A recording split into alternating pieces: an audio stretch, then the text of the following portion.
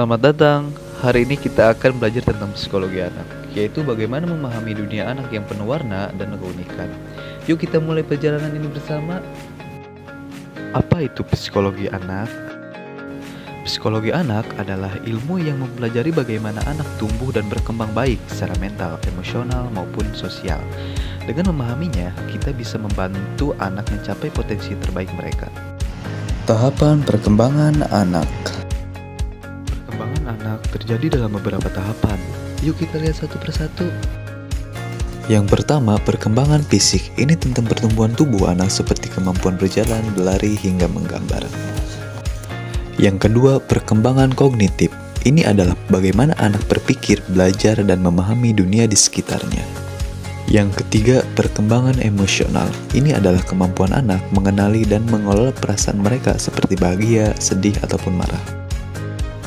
Yang keempat adalah perkembangan sosial. Ini adalah bagaimana anak berinteraksi dengan keluarga, teman, dan lingkungan mereka. Selanjutnya, apa saja sih yang mempengaruhi anak? Ada banyak hal yang mempengaruhi perkembangan anak loh. Misalnya, yang pertama faktor genetik seperti bakat yang diwariskan dari orang tua. Yang kedua, faktor lingkungan, rumah yang nyaman dan sekolah yang mendukung. Yang ketiga yaitu pola asuh, apakah orang tua tegas, santai, atau seimbang dalam mendidik seorang anak. Dan yang keempat adalah teknologi.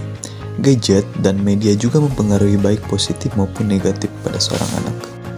Baik, selanjutnya teori yang penting untuk dipahami. Para ahli punya beberapa teori menarik tentang perkembangan anak.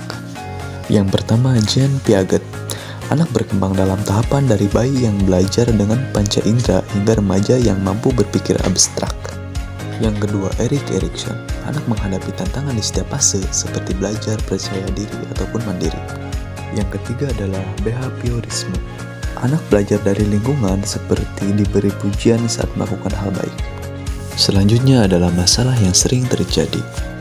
Namun, tidak semua anak tumbuh tanpa hambatan. Beberapa masalah yang sering kita temui adalah: yang pertama, keterlambatan bicara, seperti anak yang belum lancar mengucapkan kata-kata di usia tertentu.